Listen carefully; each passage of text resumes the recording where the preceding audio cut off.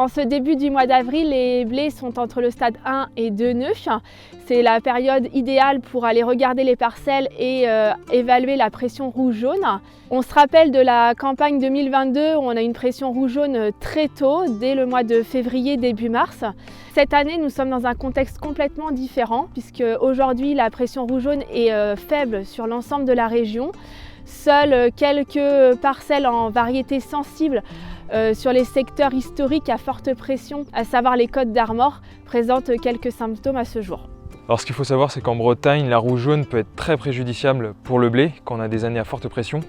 Comme ça a été le cas en fait en 2022, on pouvait avoir sur des variétés sensibles qui n'ont pas été protégées des nuisibilités qui étaient de l'ordre de 30 quintaux. Alors que sur des variétés qui étaient moins sensibles, qui avaient des notes supérieures ou égales à 7, on était plutôt sur une nuisibilité qui était de l'ordre de 5, 10, voire grand maximum une quinzaine de quintaux. Quels sont les stades pour déclencher ou non un traitement spécifique contre la rouge-jaune?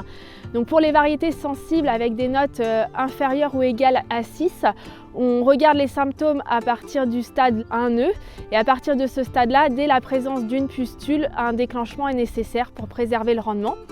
Pour les variétés tolérantes, donc avec des notes supérieures ou égales à 7, on regarde les symptômes à partir du stade 2 nœuds et à partir de ce stade-là, dès l'apparition des symptômes, il faut faire une intervention qui vise à lutter septo et ou rouge jaune.